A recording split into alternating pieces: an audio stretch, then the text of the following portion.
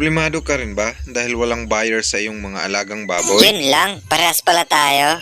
Kung ganon, ganito ang gawin mong paraan para hindi ka lang kikita, dodoble pa ang kikitain mo. Kung gusto mong malaman, tara, panoorin mo itong video na to hanggang dulo para meron ka pong idea. So isang malamig na madaling araw po sa inyong lahat mga ka-idol. So ito po mga ka-idol ay pang-apat na batch po ito ng aking pag-aalaga ng baboy.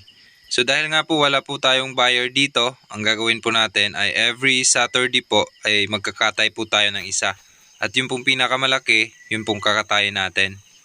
So ayan, nakahanda na po yung ating pagkakatayan. Yan, ready na po. And then yung ating tubig, yan, kailangan po napakalakas para mabilis po tayo matapos. At ayan, nagpakulo na rin po pala tayo ng tubig. Yan, kailangan po malakas yung apoy para mabilis pong kumulo. So, ang gagawin po natin ay titimbangin natin para may idea po tayo kung ilan ba yung magiging karni niya pag ibinenta na natin. So, ayan, nagumpisa na po pala kaming magkatay. So, ayan, ang ginagawa po namin sa ngayon ay tinatanggalan po namin ng balahibo yung baboy sa pamamagitan po ng pagbuhos ng mainit na tubig para matanggal po yung kanyang balahibo. So, shoutout nga po pala sa mga kasama ko dyan. Yan, ako nga po pala yan, yung nakapula, yung nakatalikod. Tapos yan namang isa, yung pong nagkikis-kis, yan po ay kapatid ng nanay ko, si Uncle Mune. Tapos yung isa naman po, yung nagbubuhos ng mainit na tubig, yan po yung pinakamalaking tao dito sa amin. Yan po si Uncle King. So, ayan po mga ka-idol. Ito pong pagkakatay mga ka-idol ay hindi naman po first time sa amin. Dahil pag meron pong okasyon dito sa amin, pag may birthday, ay kami na lang po ang nagkakatay. Ang first time lang po, ayun pong ibibenta po ng per kilo. So, ang ginawa po namin ay naghanap po kami kung sino yung order. So, ang order po pala nito ay nasa 40 kilos na po pala yon. At kadalasan po sa mga order na yon ay all-in po. Ibig sabihin, meron po siyang laman and then meron din pong buto. So, ang diskarte po na ginawa namin, for example, sa shoulder part, tinatanggal po muna namin yung mga buto. And then yung pinagtanggalan, yung laman, ay tinitimbang po namin kung ilan po yung kilo nun. For example, 10 kilo. Yung buto po ay di-divide po namin sa 10 kilo para nang sa ganon ay maging pantay po per kilo yung kanyang buto. Hindi po magreklamo yung aming mga customers. Tapos paniguradong may matitira pong laman doon dahil dinagdagan po natin ng mga buto-buto. So doon na po namin kinukuha yung mga purong laman na order. So ayan na po, paubos na po yung aming i-deliver. So ayan naman mga ka-idol, kung magtataka po kayo kung ba't dalawa na lang, yung isa po ay meron pong bumili. So ang ginawa po nila doon ay ganun din, kakatayin din po nila and then ibibenta. So ngayon mga ka-idol ay magkakatay na naman po tayo ng isa. So ayan, yung malaki. And then yan, ganun pa rin, nakaset na po tayo. Yung kasama ko nga lang ay iba na po. Yan, yung kapatid ko, si Justin. So ito po mga ka-idol, ang bago naming diskarte ngayon. Yan, tatalian po yung nguso, tapos itatali sa haligi. Tapos yung kanyang huli na paa ay tatalian din and then itali naman sa kahoy para hindi po siya makagalaw pag kinatay na natin. At ayan, successful po mga ka-idol at hindi po kami nahirapan. So ayan, tinatanggalan po namin ng balahibo. So kaming dalawa lang po yan dahil nahuli po yung uncle namin. So yan, binuhusan ng mainit na tubig. Kailangan po yung tubig ay tama lang po yung kanyang tawag dyan temperature para hindi po maluto yung balat.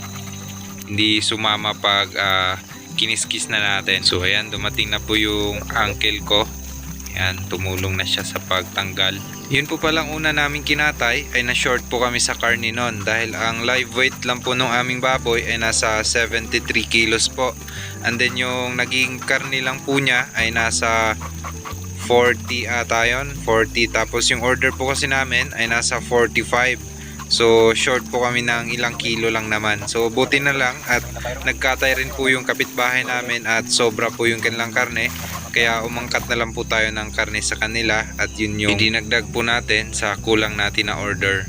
Kaya ngayon, binawasan po namin yung mga orders, nasa 20 kilos na lang.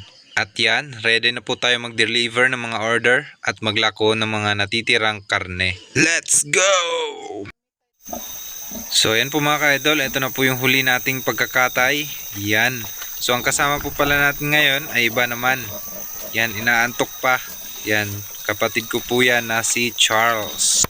At ngayon naman po mga ka-idol ay papakita ko po sa inyo kung paano po ako magkalas ng karne. Actually mga ka-idol, natutunan ko lang to sa panonood ko sa YouTube. Kaya ikaw kung nandito ka pa sa portion na to at nanonood ka, ay maraming salamat po sa inyong suporta.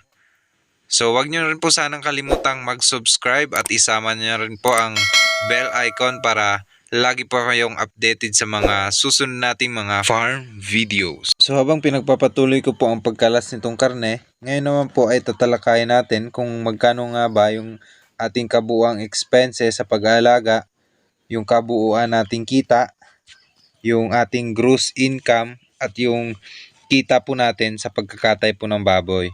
So unahin po natin dito sa ating gastos. Yung kabuuang gastos ko po sa pag-aalaga nitong apat na baboy ay 35,976. Yan na po ay yung presyo po ng biik, kasama na po dyan, and then yung feeds nila, kasama na rin po dyan. Tapos yung ating kabuuang kita ay nasa 51,660 po. So para makuha po natin yung ating gross income, ay i-deduct lang po natin yung ating kabuuang gastos doon sa ating kita. So 51,660 minus 35,976, ang total po niyan ay nasa 15,684 po ang ating gross income sa apat na baboy. Ngayon naman po ay kukunin natin yung ating income doon po sa ating pagkatay ng baboy.